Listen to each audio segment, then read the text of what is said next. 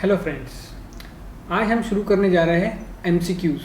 अब आपको जैसे पता है कि CBSE ने जो है इस साल 9th और 10th के लिए पैटर्न जो है एग्ज़ाम का वो चेंज कर दिया है।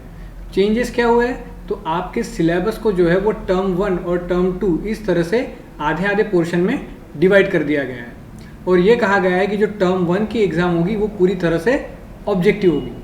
तो इसी ऑब्जेक्टिव एग्ज़ाम के लिए हमें जो प्रैक्टिस है वो MCQs की वो बहुत ज़्यादा ज़रूरी है। तो इसीलिए आज हम मैथ्स के चैप्टर नंबर 1 के MCQs जो है सैम्पल क्वेश्चंस के तौर पे सॉल्व करेंगे। ठीक है, तो लेट्स स्टार्ट।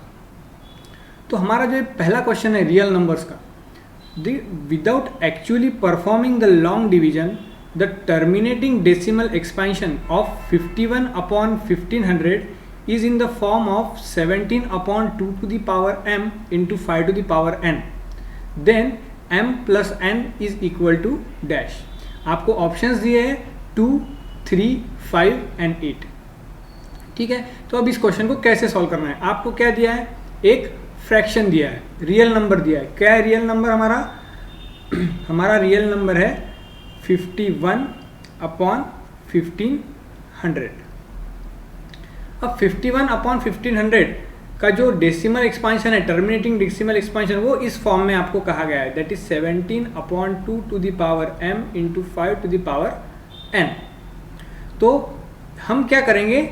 न्यूमरेटर और डिनोमिनेटर दोनों का प्राइम फैक्टराइजेशन करेंगे। ठीक है, अगर दोनों का प्राइम फैक्टराइजेशन करेंगे तो हमें इसका प्राइम फैक्टराइजेशन मिलता है 17 into 3 upon 2 into 2 into 3 into 5 into 5 into 5। ठीक है, तो 51 का जो प्राइम फैक्टराइजेशन है वो है 3 इंटू 17 और 1500 का जो प्राइम फैक्टराइजेशन है वो है 2 into 2 into 3 into 5 into 5 into 5। तो इसको हम ऐसे भी लिख सकते हैं, that is 3 into 17 upon 2 square into 3 into 5 cube. ठीक है, तो यहाँ अगर आप देखेंगे तो ये 3 और 3 क्या हो जाएगा? कैंसिल हो जाएगा, और 3 और 3 जब कैंसिल हो जाएगा तो हमें मिलेगा 17/2 स्क्वायर इंटू 5 क्यूब। तो 2 स्क्वायर इंटू 5 क्यूब ये हमें नीचे डिनोमिनेटर मिला। तो हमारा ये जो आंसर है ये कुछ इस फॉर्म में आया है, 17/2 to the power m into 5 to the power n।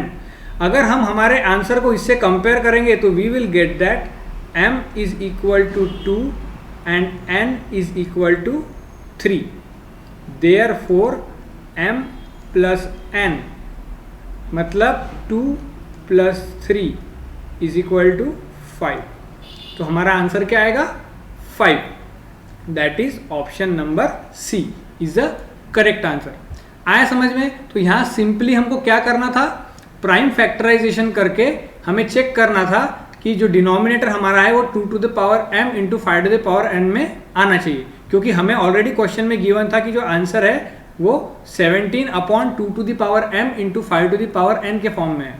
तो उसी हिसाब से हमने 51 का प्राइम फैक्टराइजेशन किया 3 इंटू 17 करके, और 1500 का भी प्राइम फैक्टराइजेशन किया जो हमको मिला 2 स्क्वायर इंटू 3 इंटू 5 क्यूब, जिससे क्या हुआ 3 दोनों न्यूमरेटर और डिनोमिनेटर में 3 कैंसिल हो गया और हमें आंसर मिला 17/2 स्क्वायर इंटू 5 क्यूब।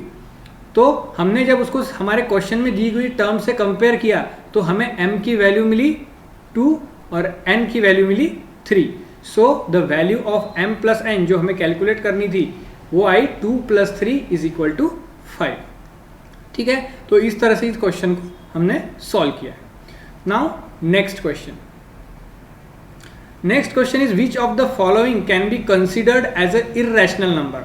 आपको जो नीचे दिए गए 4 ऑप्शन हैं उनमें से इर्रेशनल नंबर कौन सा है वो आपको चेक करना है। तो इर्रेशनल नंबर चेक करना है, बराबर है। तो कैसे करेंगे? क्या प्रॉपर्टीज़ है इर्रेशनल नंबर की? तो पहली तो इर्रेशनल नंबर की प्रॉपर्टीज़ है कोई भी रूट वाली टर्म, ऐसी कोई भी टर्म जिसमें रूट आता हो वो इरेशनल नंबर होता है। दूसरी उसकी प्रॉपर्टी है non terminating non repeating decimal expansion. जो इरेशनल नंबर है उसका जो डेसिमल एक्सपांशन है वो कैसा होता है, नॉन टर्मिनेटिंग नॉन रिपीटिंग। तो इन दो प्रॉपर्टीज को हमें चेक करना है नीचे 4 दिए हुए ऑप्शंस में। ठीक है, तो पहला हमारा ऑप्शन है 22/7। तो 22/7 है तो 22/7 मीन्स p/q के फॉर्म में है। तो any number that can be written in the form of p/q can be considered as a rational number. तो ऐसा कोई भी नंबर जो p/q के फॉर्म में है वो रैशनल नंबर होता है, मतलब ए हमारा ऑप्शन नहीं है। दूसरा है 3.1416, ये क्या है, it is a terminating decimal expansion. Terminating decimal expansion है तो टर्मिनेटिंग डेसिमल एक्सपांशन भी रैशनल नंबर का होता है, इररेशनल का नहीं होता है, मतलब ऑप्शन बी भी नहीं है। नाउ ऑप्शन सी इज 3.1416 बार, मतलब रिपीट हो रहा है 1416 1416 1416, ये क्या होगा, रिपीट होगा। That means it is a non terminating repeating, it is a non terminating repeating decimal expansion, मतलब ये भी क्या होगा, रैशनल होगा। And the last option is 3.1414414444 and so on. तो ये जो लास्ट हमारा ऑप्शन है D, it is a non terminating non repeating.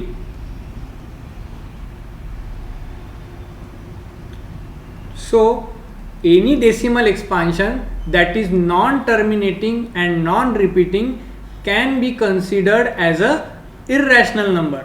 Therefore, for this question the correct answer is option number D. जो ऑप्शन नंबर डी आपका है वो correct answer होगा, क्योंकि इसमें कौन सी प्रॉपर्टी सेटिस्फाई हुई, नॉन टर्मिनेटिंग नॉन रिपीटिंग वाली। ठीक है, आया समझ में किस तरह से आपको आइडेंटिफाई करना है रैशनल और इररेशनल। इररेशनल अगर आपको कहा गया है ढूंढने के लिए तो दो प्रॉपर्टीज हमेशा आपको ध्यान रखनी, या तो रूट वाली टर्म होनी चाहिए या फिर उसका decimal expansion non terminating non repeating होना चाहिए। अगर ये दो प्रॉपर्टीज या दोनों में से कोई एक प्रॉपर्टीज भी अगर वो सेटिस्फाई कर रहा है then that number can be said as irrational number. ठीक है, now next the question number 3। If the HCF of 117 and 65 is 13 and the LCM of 117 and 65 is 45 into A, then the value of A is।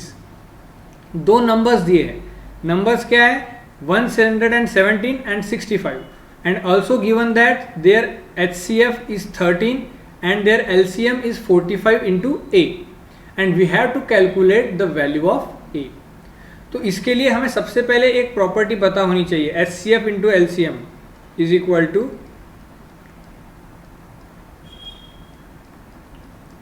product of two numbers।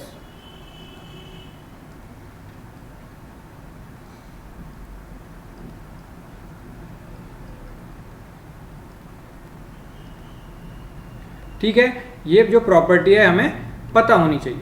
तो HCF into LCM, अब HCF हमें क्या दिया है 13 multiplied by LCM क्या दिया है 45 into A is equal to product of two numbers, मतलब 117 मल्टीप्लाइड बाय 65।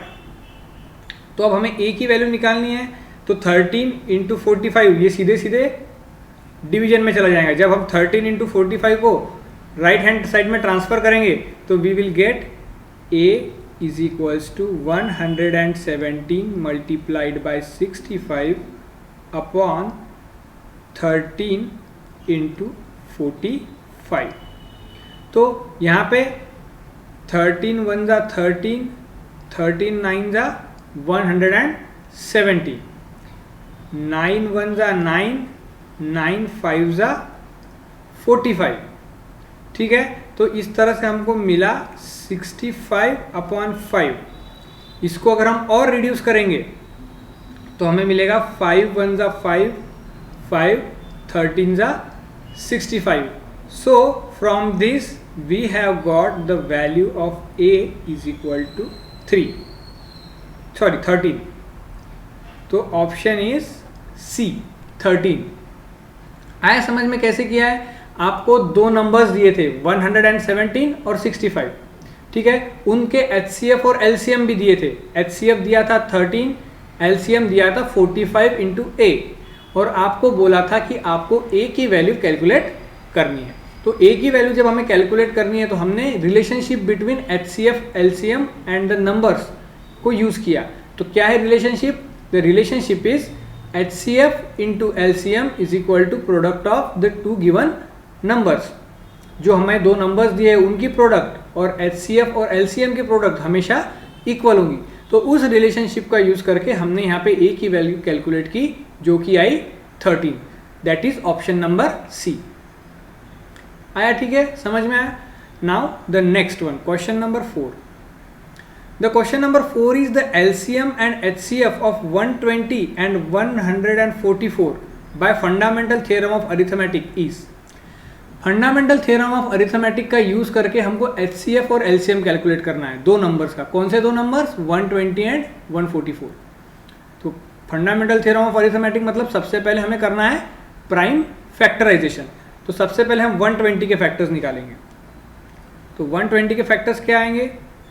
तो 120 के अगर हम फैक्टर्स निकालेंगे तो सबसे पहले 2 से करेंगे तो इट विल बी 60, और 2 से करेंगे तो इट विल बी 30, और 2 से करेंगे तो 15, 3 से करेंगे तो 5, और 5 को फिर से 5 से करेंगे तो 1.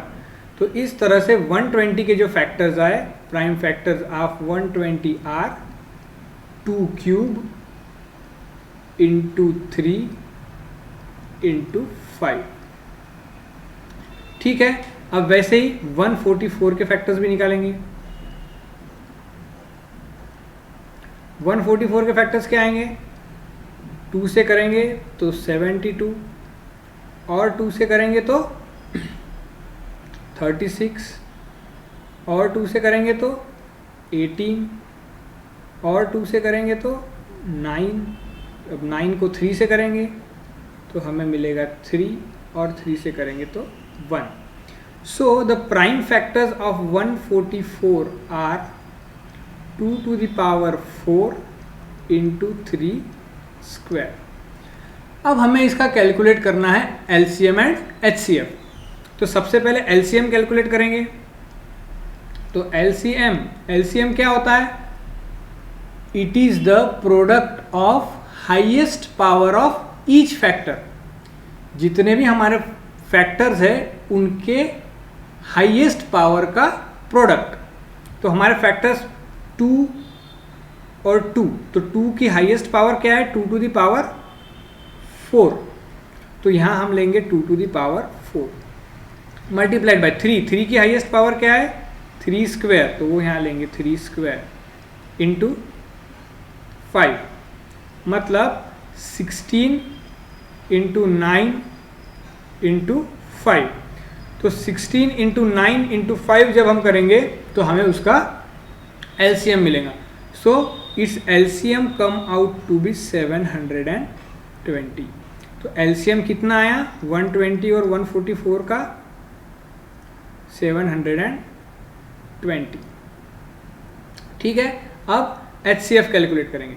HCF मतलब क्या होता है? HCF is the product of smallest power of common factor.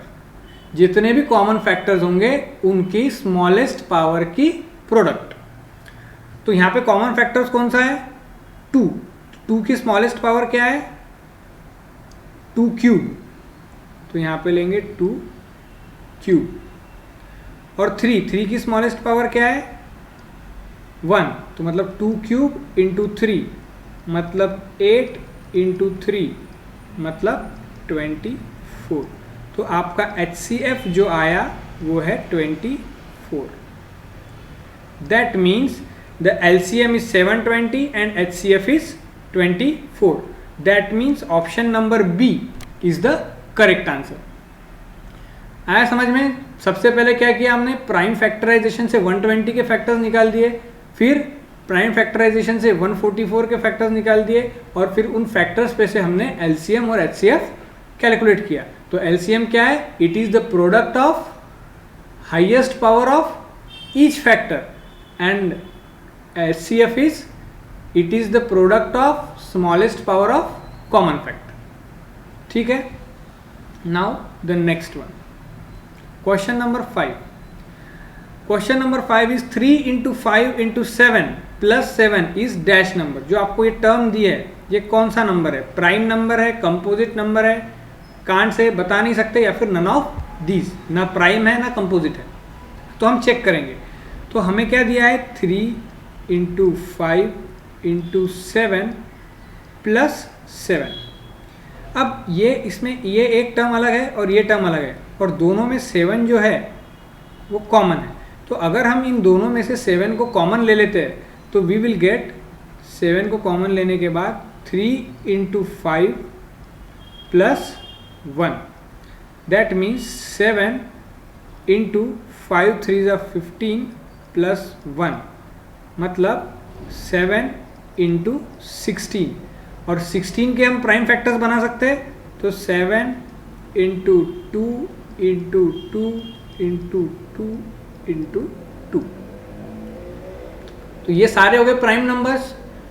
सो हमें पता है, हमने पढ़ा है जब हमने थ्योरी पढ़े है तब, कि any number that can be written in the form of its prime factors, then that number is a composite number. कोई भी नंबर जिनको हम उसके प्राइम फैक्टर्स के प्रोडक्ट के फॉर्म में लिख सकते हैं, वो नंबर कंपोजिट नंबर होता है ना। ये हमने पढ़ा है, that any number that can be written in the form of product of its prime factors, then such number is a composite number. So the answer is option number B, that is composite number. ठीक है, तो 3 into 5 into 7 plus 7 is a composite number. Now question number 6, the number 4 to the power n, where n is a natural number, ends with the digit 0 for any natural number n। अब ये question हमने जब theory वाला video जो हमने किया था उसमें भी ये क्वेश्चन हमने ये एग्जांपल के तौर पे सॉल्व करके देखा था कि भाई 4 टू द पावर n के लिए n का कोई हमें ऐसी वैल्यू लेना है जिससे 4 टू द पावर n की वैल्यू का लास्ट डिजिट जो है वो 0 आना चाहिए। ठीक है, तो उसके लिए सबसे पहले क्या ज़रूरी है कि हमें यह पता होना ज़रूरी है कि कोई भी नंबर जिसका लास्ट डिजिट 0 आता है उसके प्राइम फैक्टर्स 2 या 5 या फिर 2 या 5 दोनों ये होना ज़रूरी है। ठीक है, कोई भी नंबर जिसके लास्ट में 0 आता उसमें 2 और 5 ये दोनों प्राइम फैक्टर्स होना ज़रूरी है।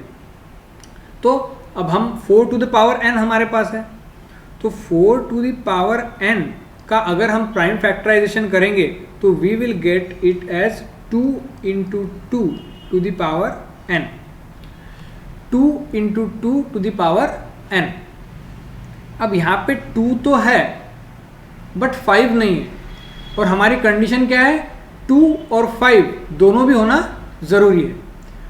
2 भी फैक्टर चाहिए और 5 भी फैक्टर चाहिए, दोनों में से एक नहीं चलता, दोनों के अलावा और कोई दूसरा भी नहीं चाहिए, और दोनों में से कोई एक ऐसा भी नहीं चलेगा। हमें दोनों फैक्टर्स चाहिए 2 और 5, तभी हम कह सकते हैं कि उस डिजिट का लास्ट जो डिजिट है उस नंबर का वो 0 आएगा। तो यहाँ पे 4 टू द पावर n में 2 एज अ फैक्टर हमें दिख रहा है, but we can't see 5 as a factor. That means the value of 4 to the power n is divisible by 2 but not divisible by 5. So here we will say that there is no such value of n for which the value of 4 to the power n will end with digit 0. n की ऐसे कोई भी number के लिए हमें 4 to the power n की value का last digit 0 नहीं मिलेगा। तो ये क्या हो गया, फॉल्स। ये स्टेटमेंट जो आपका है वो फॉल्स है। ऐसी वैल्यू हमें कभी नहीं मिलेगी कि जिसमें 4 टू द पावर n का लास्ट डिजिट 0। ठीक है, आया हमें क्वेश्चन नंबर 6 ध्यान में। Now question number 7। Question number 7 is 12 to the power n ends with digit 0 or 5 for the natural number n, then the value of n is। अब 12 जो है 12 to the power n, जैसे हमने पिछला question देखा है 4 to the power n के लिए, वैसे ही अभी हमें यहाँ 12 to the power n के लिए देखना है। तो सबसे पहले हम क्या करेंगे, 12 to the power n के प्राइम फैक्टर्स निकालेंगे, क्योंकि हमें पता है कि सबसे पहले हमें उसको प्राइम फैक्टर्स ही देखना है, क्योंकि अगर उसके प्राइम फैक्टर्स 2 और 5 अगर होंगे तभी वो नंबर 0 से एंड होगा, अदरवाइज नहीं होगा। तो सबसे पहले हम क्या करेंगे, 12 टू द पावर n के प्राइम फैक्टर्स निकालेंगे। तो 12 टू द पावर n के अगर प्राइम फैक्टर्स निकालेंगे तो 12 के प्राइम फैक्टर्स क्या है, 2 इंटू 2 इंटू 3, ये जो है ये 12 के प्राइम फैक्टर्स है। 2 इंटू 2 इंटू 3, तो यहाँ पे 2 तो आया है लेकिन 5 नहीं आया, और 5 की जगह 3 आया, तो वैसे भी पॉसिबल नहीं है। That means here the value of 12 to the power n is divisible by 2 and 3 but not divisible by 5, जबकि यहाँ पे कंपल्शन क्या है कि 2 और 5 दोनों से डिविजिबल होना चाहिए, तभी उसकी जो वैल्यू है उसका लास्ट डिजिट 0 आएगा। तो for 12 to the power n there is no such value of n for which the value of 12 to the power n ends with digit 0 और 5, क्योंकि 5 से भी डिविजिबल नहीं है और 3 उसमें एक्स्ट्रा टर्म आ गई है, तो 3 से भी हमें ये पता चल जाता है कि वो 0 वहाँ पर नहीं आएगा। सो उसका ऑप्शन आएगा C, there is no such value for which the value of 12 to the power n ends with 0। ठीक है, now the question number 8। Question number 8 is the product of two coprime number is 117, then their LCM should be. अब coprime numbers, what is mean by coprime numbers, तो सबसे पहले आपको यह पता होना चाहिए कि को-प्राइम नंबर क्या है। तो को-प्राइम नंबर्स मतलब ऐसे दो नंबर्स जिनमें 1 के अलावा और कोई भी कॉमन फैक्टर नहीं है। आया आपको ध्यान में, ऐसे नंबर्स जिनमें 1 के अलावा और कोई भी कॉमन फैक्टर नहीं है उसे हम कहते हैं को-प्राइम नंबर्स। फॉर एग्जाम्पल अगर हम कंसिडर करेंगे 4 और 9, अब 4 के प्राइम फैक्टर्स है 2 इंटू 2 और 9 के कॉमन फैक्टर्स है 3 इंटू 3। अब अगर हम इनके प्राइम फैक्टर्स देखेंगे तो कोई भी टर्म कॉमन नहीं है। अब कोई भी कॉमन नहीं है मतलब हम 1 को कंसिडर कर सकते, इंटू 1 करेंगे तो only the common term is 1, other than 1 there is no common factor between 4 and 9, तो we can say that 4 and 9 are coprime numbers. तो अगर आपको दो को-प्राइम नंबर दिए हैं, उनकी प्रोडक्ट अगर 117 है तो उनका LCM क्या आएगा। ठीक है, अगर हम इसी एग्जाम्पल को अगर देखिए 4 और 9 वाले एग्जाम्पल को, तो इसका अगर हम LCM निकालने जाएंगे तो इसका LCM कितना आता है, 2 स्क्वायर इंटू 3 स्क्वायर मतलब 4 इंटू 9 मतलब 36, LCM भी 36 और इन दोनों का मल्टीप्लिकेशन मतलब 4 इंटू 9 वो भी 36। तो that means when there are two co-prime numbers then their LCM is equal to product of their two numbers। जब दो को-प्राइम नंबर्स आपको दिए हैं तो उसकी LCM will be equal to the product of those two numbers, मतलब यहाँ पर जो प्रोडक्ट है 117 वही उसका क्या होगा LCM, that is option number B. आ रहा आपको ध्यान में, यहाँ पे ध्यान रखने वाली बात क्या है, that if there are any two coprime numbers are given then their product is equal to their LCM. अगर दो को प्राइम नंबर्स है तो उनकी प्रोडक्ट उसके एलसीएम से इक्वल रहेगी, मीन्स सेम रहेगी। ठीक है। नाउ द क्वेश्चन नंबर 9, एक डायग्राम फ्लो चार्ट आपको दिया है और आपको उसमें x और y की वैल्यू फाइंड आउट करना है। ठीक है। तो 1001 1001 ये आपको दिया है और आपको बोला है x और y की वैल्यू कैलकुलेट करो, तो क्या आएगा। अब 1001 के अगर हमें प्राइम फैक्टर्स निकालने हैं,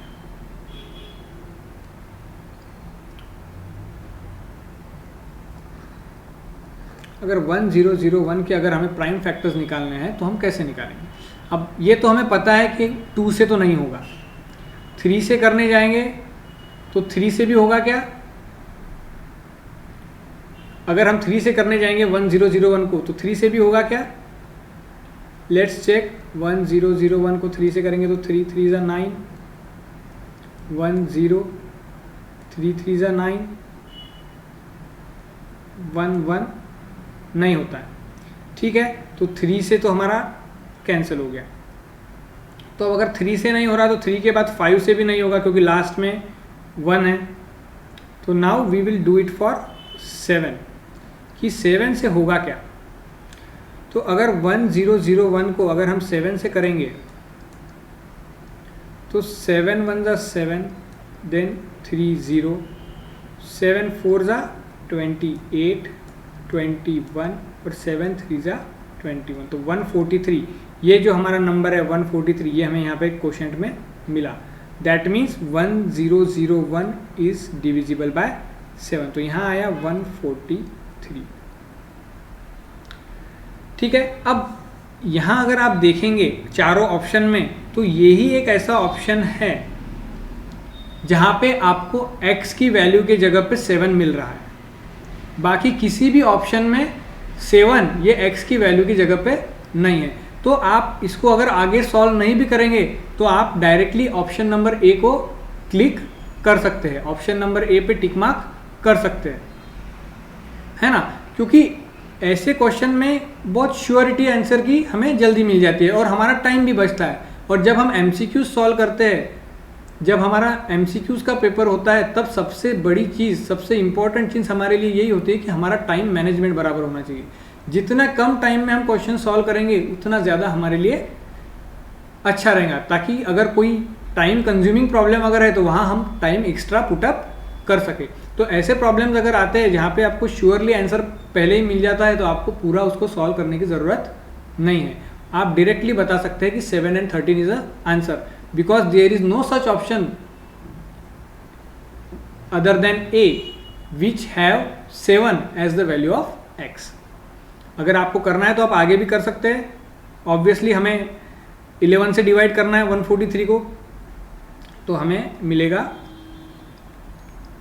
11 1 ज़ा 11, 33, 11 3 ज़ा 33 एंड 0, दैट मीन्स 13 y की वैल्यू। तो our option A is the correct answer.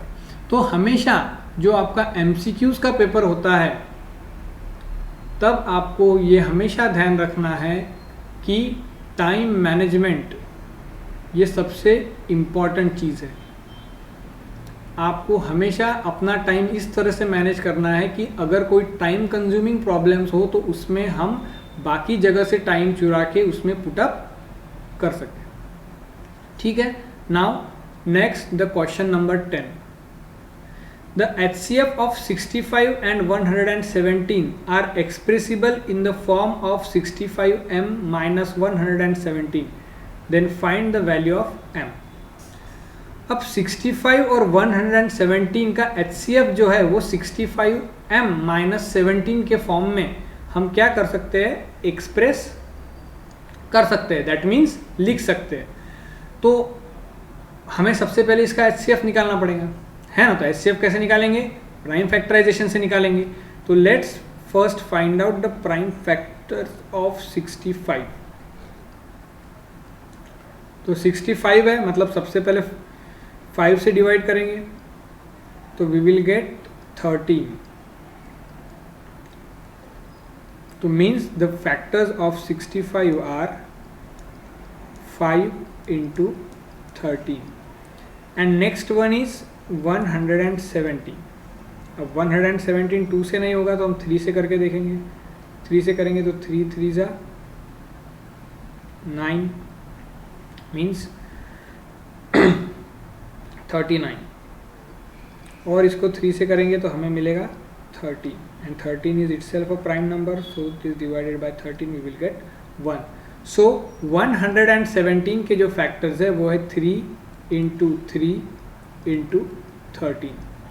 तो अगर हमें HCF निकालना है तो we have to first find out the common factor. तो कॉमन फैक्टर इज ओनली 1.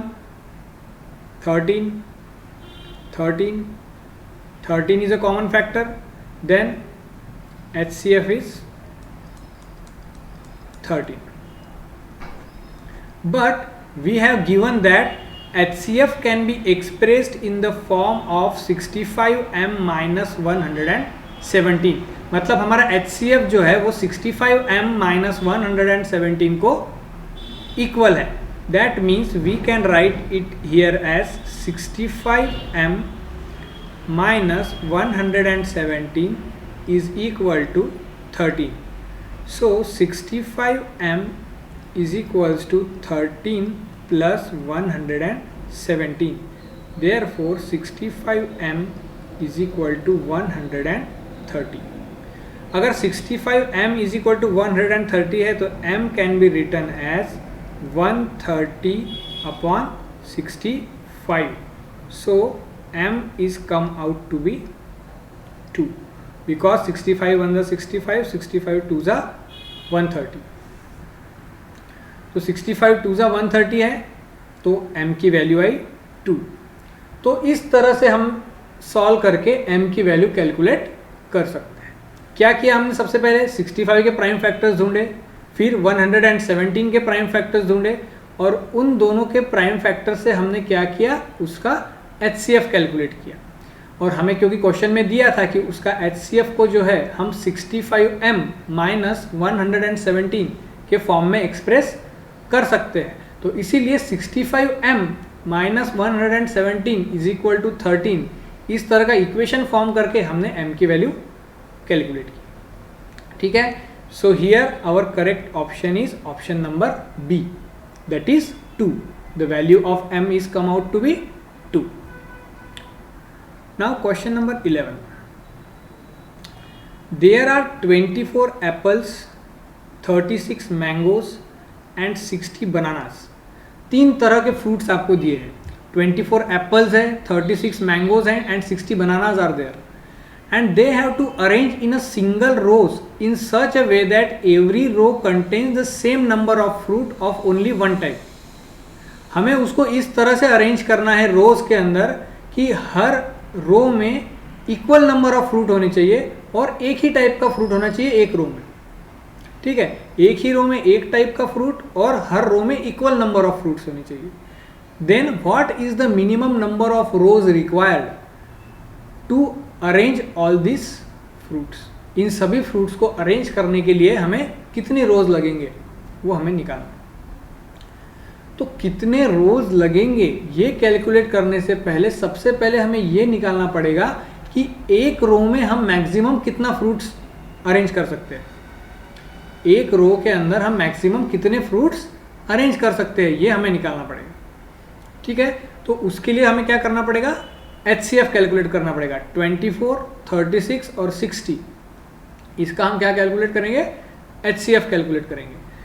तो first we have to find out, क्या फाइंड आउट करना है हमें? सबसे पहले कि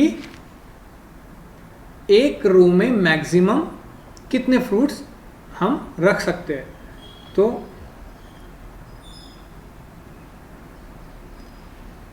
late us first calculate number of fruits in one row. One row में हम नंबर ऑफ फ्रूट्स कितने एडजस्ट कर सकते हैं. तो उसके लिए हमें क्या करना पड़ेगा? हमें कैलकुलेट करना पड़ेगा HCF ऑफ 24 36 एंड 60। अब 24, 36 और 60 का HCF कैलकुलेट करने के लिए सबसे पहले हमें उसका प्राइम फैक्टराइजेशन करना पड़ेगा।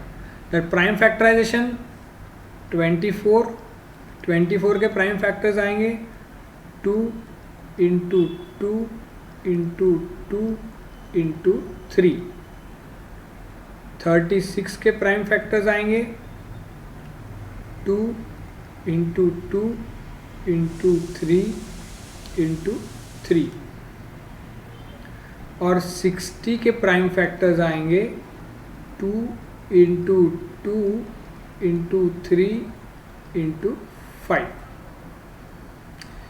तो दैट मीन्स इस 24 के हो गए 2 क्यूब इंटू 3, 36 के हो गए 2 square into 9, sorry 2 square into 3 square,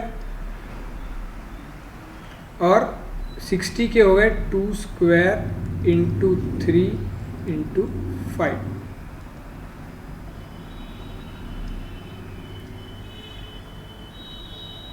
तो अब अगर हमें HCF कैलकुलेट करना है तो हमें देखना पड़ेगा कॉमन टर्म। ये तो 2 यहाँ कॉमन है, तो कॉमन टर्म में भी हम HCF के लिए क्या देखते हैं, स्मॉलेस्ट पावर। तो स्मॉलेस्ट पावर इज 2 स्क्वायर, तो HCF इज 2 स्क्वायर। और दूसरी कॉमन टर्म है 3 की स्मॉलेस्ट पावर है 3 टू द पावर 1, मतलब 2 स्क्वायर इंटू 3, मतलब 4 इंटू 3, मतलब HCF इज 12। तो हमारा जो HCF निकला वो कितना निकला है, 12।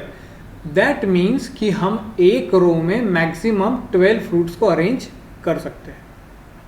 ठीक है, अब एक रो में 12 फ्रूट्स, तो एप्पल कितने हैं हमारे पास, 24 एप्पल्स है। तो 24 मतलब क्या होगा, 12 के हिसाब से 2 रोज।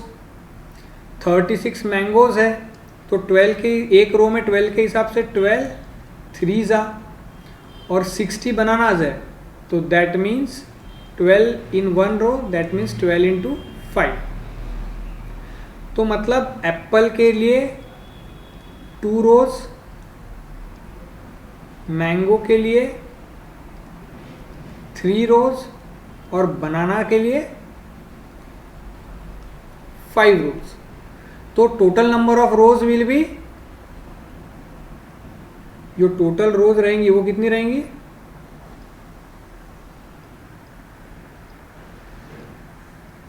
Total rows is equal to 2 plus 3 plus 5, है ना। 2 बनाना के, सॉरी 2 एप्पल के, 3 मैंगोज के और 5 बनाना के, तो 2 प्लस 3 प्लस 5 दैट मीन्स 10। तो आपको टोटल नंबर ऑफ रोज कितने चाहिए, 10 रोज, है ना। 10 रोज में हम जो है ये सारे फ्रूट्स इक्वल अमाउंट में अरेंज कर सकते हैं। Now question number 12, the rational number which can be expressed as a terminating decimal number will be. आपको 4 ऑप्शंस दिए हैं और उन 4 ऑप्शन में से आपको बताना है कि किस नंबर को जो है हम टर्मिनेटिंग डेसिमल नंबर के फॉर्म में एक्सप्रेस कर सकते हैं।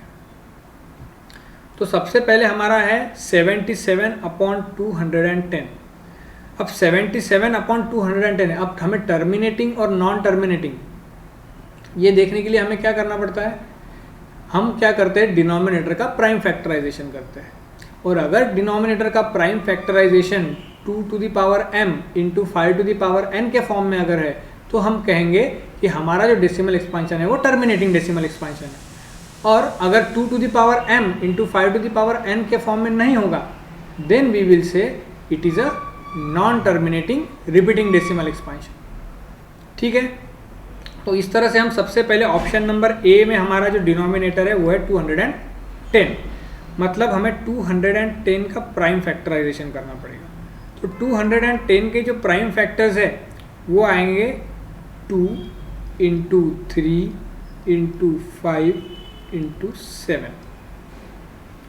अब इसके प्राइम फैक्टर्स को अगर हम देखेंगे तो हमें ये पता चलेगा कि इसमें 2 to the power m into 5 to the power n के फॉर्म में नहीं है ना, क्योंकि यहाँ पे 3 भी आ गया है, यहाँ पे 7 भी आ गया है, तो ये ऑप्शन नंबर ए तो हमारा टर्मिनेटिंग नहीं होगा। फिर ऑप्शन नंबर बी में जाएंगे, तो ऑप्शन नंबर बी में है 2 square into 5 to the power 7 into 7 to the power 5। अब यहाँ पे 2 to the power m into 5 to the power n तो है, पर एक्स्ट्रा टर्म आ गई 7 टू द पावर 5। इसका मतलब ऑप्शन बी भी टर्मिनेटिंग एक्सपांशन नहीं होगा। नाउ द थर्ड वन में हमारा है 3125। तो 3125 इसका अगर हम प्राइम फैक्टराइजेशन करते हैं तो इसका प्राइम फैक्टराइजेशन हमें मिलता है 5 into 5 into 5 into 5 into 5, that means 5 to the power 5। तो अगर 5 टू द पावर 5 अगर है तो इसको हम ऐसे लिख सकते हैं, that is 2 to the power 0 into 5 to the power 5, means it can be expressed in the form of 2 to the power m into 5 to the power n। इस तरह से हम उसको एक्सप्रेस कर सकते हैं। तो इसका मतलब this is a terminating decimal expansion, option number C. और डी का तो डायरेक्टली हम बोल सकते हैं 17 है, मतलब 2 टू द पावर m और 5 टू द पावर n के फॉर्म में तो हो ही नहीं सकता, बिकॉज 17 खुद ही एक प्राइम नंबर है। तो ऑप्शन नंबर डी भी जो है वो हमारा नहीं रहेगा। So our correct option is option number C. ठीक है, now 13th, after how many decimal places the decimal form of 125 upon 2 to the power 4 into 5 to the power 3 will terminate. 125 upon 2 to the power 4 into 5 to the power 3, इसका जो decimal expansion है वो कितने places के बाद terminate होगा, ये हमें कैलकुलेट करना है। तो इसे सॉल्व करने की एक बहुत ही सिंपल मेथड है, कुछ नहीं करना है, आपको क्या करना है 2 और 5 की जो पावर है वो सेम कर लेनी है। अब 2 और 5 की पावर सेम कैसे करेंगे तो हमें क्या दिया है 125 upon 2 to the power 4 into 5 to the power 3। अब इन दोनों की पावर अगर सेम करनी है तो ऑब्वियसली हम क्या करेंगे 5 की पावर 4 करेंगे। तो अगर हमें 5 की पावर 4 करना है तो उसके लिए हमें क्या करना पड़ेगा, न्यूमरेटर और डिनोमिनेटर दोनों को करना पड़ेगा मल्टीप्लाई बाय 5, बराबर है। अगर हम दोनों को मल्टीप्लाई बाय 5 करेंगे तो हमें क्या मिलेगा 125 इंटू 5 मतलब 500, और नीचे हमें मिलेगा 2 to the power 4 into 5 to the power 4। तो 500 अपॉन 5 टू द पावर 4। तो अब 5 to the power 4 into 2 to the power 4 है, तो it can be written as 500 upon 10 to the power 4। और 500 अपॉन 10 टू द पावर 4 तो क्या होगा 500 upon 10 to the power 4 means 100 into 100। तो यहाँ 0 0 कैंसिल होगा, ये भी 0 0 कैंसिल हो जाएगा। तो हमारे पास अल्टीमेटली क्या बचा 5 अपॉन 100। अब 5 अपॉन 100 इसको हम लिख सकते 0.05। That means the decimal expansion will terminate after 2 places, that is option number C. Decimal जो टर्मिनेट होगा डेसिमल एक्सपांशन वो 2 प्लेसेस के बाद टर्मिनेट हो रहा है। ठीक है, अब हर क्वेश्चन में जो इस टाइप का क्वेश्चन रहेगा वो ज़रूरी नहीं है कि इस तरह का जो कैंसलेशन है वो हर क्वेश्चन में हो। ये ज़रूरी नहीं है। अगर आपका कैंसलेशन अगर किसी प्रॉब्लम में नहीं हो रहा है तो 10 का जितना पावर है सीधे सीधे आप उतने डेसिमल प्लेसेस कंसिडर कर सकते हो। लेकिन आपको सबसे पहले ये चेक करना ज़रूरी है कि आपके कोई न्यूमरेटर या डिनोमिनेटर में ज़ीरोस कैंसिल हो सकते हैं क्या। अगर ज़ीरोस कैंसिल हो सकते हैं तो आपको वो कैंसिल करके फिर उसके डेसिमल एक्सपेंशन को चेक करना है, अदरवाइज नहीं। अगर कैंसलेशन नहीं होता है तो सीधा 10 की पावर जो है वो आप ले सकते हैं। अब जैसे यहाँ पे हमें 5 सब कैंसलेशन करने के बाद हमें मिला है 5/100। अब 100 को मैं लिख सकता हूँ 10 स्क्वायर, मतलब 10 की जितनी पावर है उतना डेसिमल प्लेसेस। तो 2 प्लेसेस जो है ये हमारा राइट आंसर है, 2 प्लेसेस, बिकॉज 10 की पावर 2 है। अगर कैंसलेशन नहीं होता था कोई तो 10 टू द पावर 4 था, तो हम उस समय ये वाला आंसर लिख सकते थे। अगर कैंसलेशन कोई ज़ीरोस नहीं होते थे तो यहाँ पे कैंसलेशन हुआ है इसलिए हमें 2 प्लेसेस डेसिमल एक्सपेंशन मिला है। ठीक है, तो ये मेथड अप्लाई करते समय बस यही आपको ध्यान रखना है कि कहीं कुछ ज़ीरोस कैंसिल होते हैं क्या। अगर होते हैं तो वो करने के बाद आपको चेक करना है 10 की पावर, अदरवाइज आप डायरेक्टली 10 की पावर को डेसिमल प्लेसेस से कंपेयर कर सकते हैं। Now next question number 14। If p and q are the two positive integers such that p is equals to ab square and q is equals to a square b, where a and b are prime numbers, then the LCM of p and q is। ठीक है, तो आपको कुछ case study से based भी question आपके exam में आएंगे। तो उसी टाइप का ये क्वेश्चन है कि आपको एक केस दी है कि भाई p एक ऐसा नंबर है जो है ए बी स्क्वायर, तो अगर उसका हम प्राइम फैक्टराइजेशन करेंगे तो हमें मिलेगा a इंटू बी स्क्वायर। इस तरह से हम उसको लिखेंगे सिंप्लीफाई करके। q है a स्क्वायर b, तो उसको हम a स्क्वायर इंटू बी ऐसे हम लिखेंगे। अब हमें उसका क्या कैलकुलेट करना है, LCM। LCM मतलब क्या होता है, product of highest power of each factor. अब यहाँ पे फैक्टर है a की हाईएस्ट पावर क्या है a स्क्वायर, दूसरा फैक्टर है b की हाईएस्ट पावर क्या है b स्क्वायर। तो हमारा LCM क्या रहेगा, a square into B square. मतलब simply we can write it as a square b square. That is our option number B. आया समझ में। सबसे पहले हमने p को कंसीडर किया ए बी स्क्वायर जो हमें क्वेश्चन में दिया था, फिर दूसरा हमने q को कंसीडर किया ए स्क्वायर बी, वो भी हमें कंसीडर क्वेश्चन में दिया था। हमें उसका LCM कैलकुलेट करने के लिए बोला था। तो LCM मतलब product of highest power of each factor.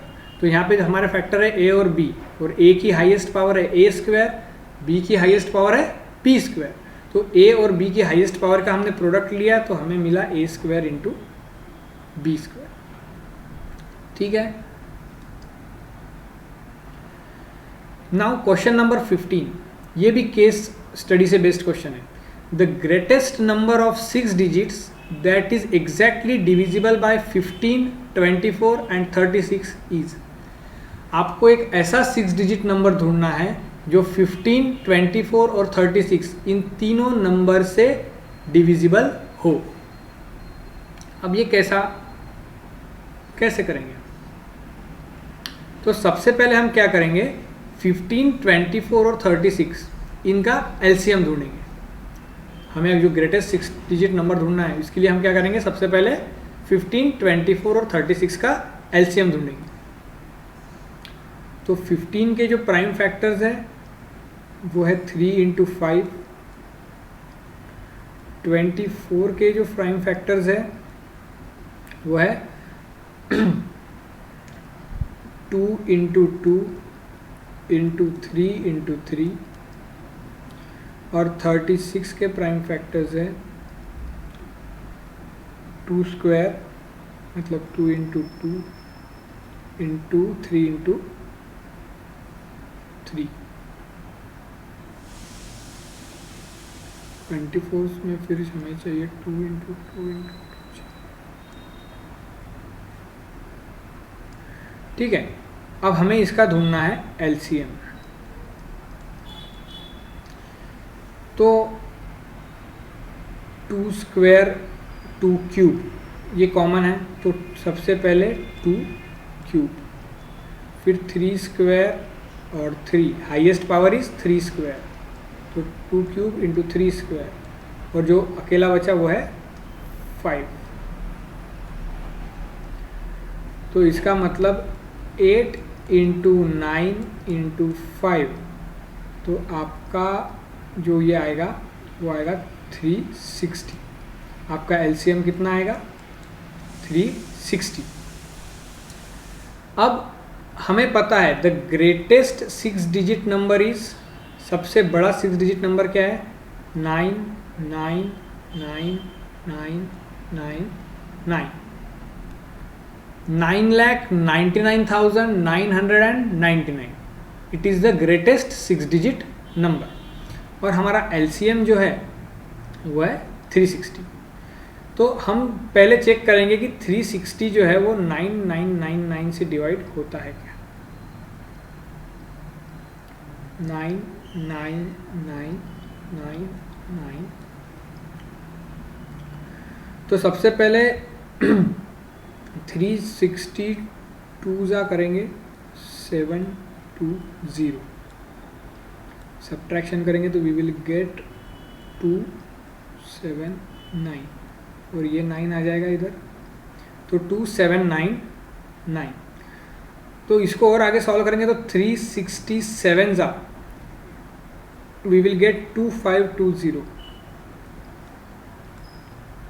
इसको सब्ट्रैक्ट करेंगे, फिर से हमें मिलेगा 279, और ये 9 आ जाएगा अगेन हियर, फिर से 2799 मिला, तो फिर से 7 जा 2520, अगेन वी विल गेट 279, और ये जो तीसरा 9 है ये भी यहाँ आ जाएगा, फिर से हमें 2799 मिलेगा, तो फिर यही 2520, अगेन वी गेट 279। तो हमें जो रिमाइंडर लास्ट में मिला सारे डिजिट के बाद, हमें यहाँ डेसिमल पॉइंट नहीं लेना है, तो लास्ट में जो हमें मिला 279 ये रिमाइंडर मिला। दैट मीन्स अगर हम इसको जो हमें यूक्लिड्स डिवीजन लेमा के फॉर्म में अगर लिखे, तो we will write it as 99999 is equal to 360 multiplied by 2777 plus 279, है ना। Dividend is equal to divisor into quotient plus remainder. तो हमें ऐसा अगर 6 डिजिट नंबर चाहिए जो 15, 24 और 36 इन सब से डिवाइड हो, तो हमें क्या करना पड़ेगा? 9,99,999 में से 279 को करना पड़ेगा सब्ट्रैक्ट। तो अगर हम इसको सब्ट्रैक्ट करेंगे तो हमें मिलेगा 9 - 9 0, 9 - 7 2, 9 - 2 7 and 9 9 9, 9,99,720. It is a 6-digit number which will be divisible by all the 3 numbers 15, 24 and 36. That is option number C, 9,99,720.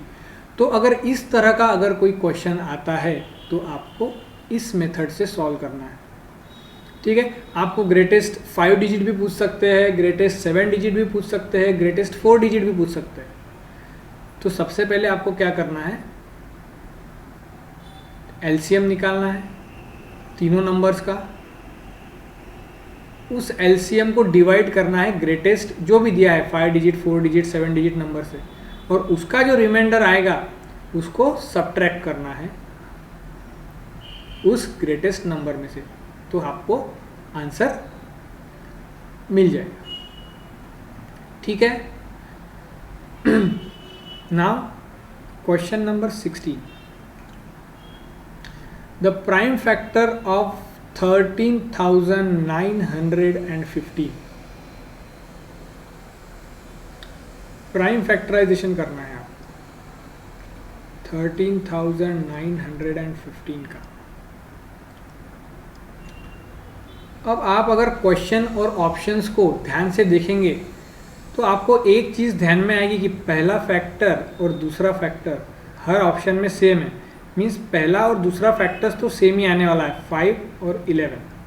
तो मतलब हमें और किसी ज़्यादा नंबर से करके देखने की ज़रूरत नहीं है कि हमें इससे करके देखूँ या उससे करके देखूँ, नहीं। पहला 5 आएगा, उसके बाद 11 आएगा, ये कंपलसरी है। तो सीधे सीधे 5 से डिवाइड कर लेना है।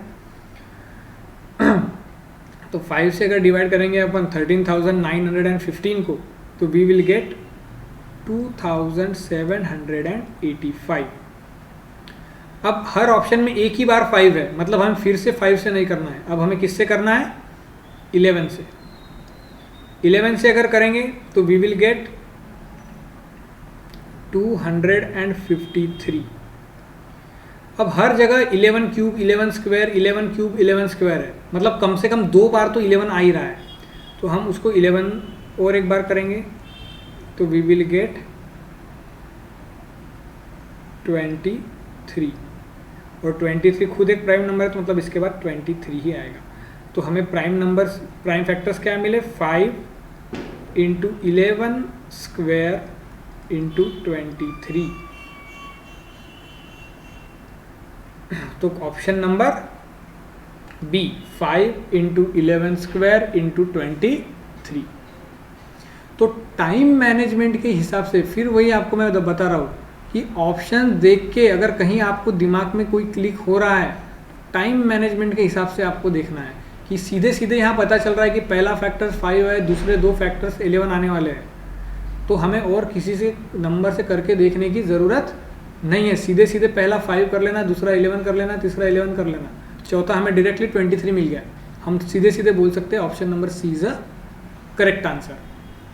ठीक है, तो इस तरह से छोटी छोटी बातों को ध्यान रख के आप क्या कर सकते हैं, अपना थोड़ा थोड़ा टाइम सेव कर सकते हैं, जो कि आपको टाइम कंज्यूमिंग प्रॉब्लम्स में यूज़ होगा। जैसे अभी हमने जो पिछला प्रॉब्लम सॉल्व किया हुआ है, ये जो पिछला प्रॉब्लम था ये टाइम कंज्यूमिंग प्रॉब्लम था। इसमें बहुत सारे कैलकुलेशंस हमें करने थे, डिवीजन करना था, एलसीएम निकालना था, सब्ट्रैक्शन करना था, तो यहाँ हमें टाइम ज़्यादा लगता है। तो ऐसे क्वेश्चंस में हम उस टाइम को यूज़ कर सकते हैं जो हमने पहले प्रॉब्लम्स में बचाया है। Question number 17, the product of a rational and a irrational number is. किसी भी रैशनल या और इर्रेशनल नंबर का प्रोडक्ट क्या होगा? रैशनल होगा, इर्रेशनल होगा, बोथ ऑफ द अबव और नन ऑफ द अबव। अब कोई भी रैशनल समझो 2/3 मल्टीप्लाइड बाई इर्रेशनल मतलब √2, तो मुझे क्या मिलेगा? 2√2/3। ये क्या है? इर्रेशनल नंबर है ना। और भी कोई दूसरा लूँगा मैं, 5/7 मल्टीप्लाइड बाय √3। इसका अगर प्रोडक्ट करूँगा तो I will get 5√3/7. Again it is a irrational number. So from this we can say that the product of any rational and irrational number will always be irrational. Product of any rational and irrational number will always be irrational. हमेशा irrational ही रहेगा। आपके कोई भी rational या irrational number की product हमेशा irrational ही रहेगी। ठीक है। Now question number 18, the product of 2 different irrational number is always rational, irrational, both of the above, none of the above. 2 अलग अलग इर्रेशनल नंबर्स मतलब √2 मल्टीप्लाइड बाय √3, तो ये आएगा √2 into 3 मतलब √6। Again it is a irrational. √3 into √7 मतलब √3 into 7 तो √21। Again it is a irrational. तो हमें ये पता चला कि the product of any two different irrational number is always irrational. अगर दो अलग अलग इर्रेशनल नंबर की प्रोडक्ट अगर हम कर रहे हैं तो वो हमेशा इर्रेशनल ही रहेंगी। लेकिन अगर आप दो सेम इर्रेशनल नंबर की प्रोडक्ट अगर कर रहे हैं, that means if we are multiplying √2 into √2, then it come out to be 2. √7 into √7, then it is 7. √21 into √21, then it is 21. ये तीनों भी क्या है? रैशनल नंबर है, बराबर है ना, रैशनल नंबर है। Means if we multiply two same irrational numbers, if we get the product of two same irrational number, then it is rational. The product of two same irrational numbers is rational, but the product of two different irrational number is irrational. अगर same irrational number के product लेंगे तो rational आएगी, अगर अलग अलग irrational number के product लेंगे तो इर्रेशनल ही आएगी। So for this question the answer is irrational. The product of two different irrational numbers is always irrational. ठीक है, now the next question number 19, the number pi.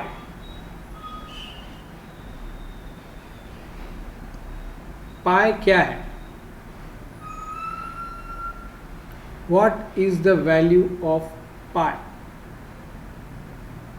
Rational है, irrational है, natural है, rational और irrational. क्या होगी pi की value? What is the value of pi?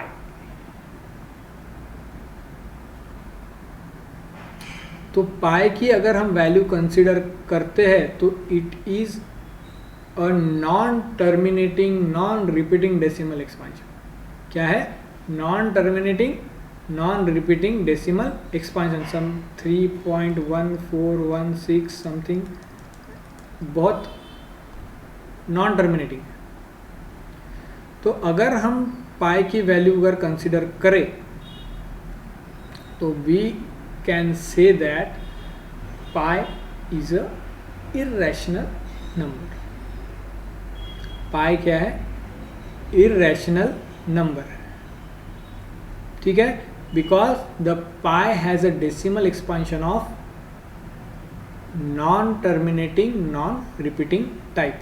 जो pi की वैल्यू है उसका जो डेसिमल एक्सपांशन है वो non terminating non repeating type का है, इसीलिए जो पाई है वो इर्रेशनल नंबर हम कंसिडर करेंगे। ठीक है, now the last question for the chapter, which of the following is not irrational. नीचे दिए हुए 4 ऑप्शन में से कौन सा नंबर इर्रेशनल नहीं है? Not irrational. तो option number A, √2 minus √3 multiplied by 2। अगर इसको हम सॉल्व करेंगे तो वी विल गेट 2√2 माइनस 2√3। इसको हम रैशनल बोल सकते क्या? नहीं बोल सकते, इर्रेशनल ही होगा। वैसे ही दूसरा वाला भी √2 प्लस √3 इंटू 2 मतलब 2√2 प्लस 2√3, ये भी हमारा जो है इर्रेशनल ही रहेगा। अब √2 माइनस √3 इंटू √2 प्लस √3।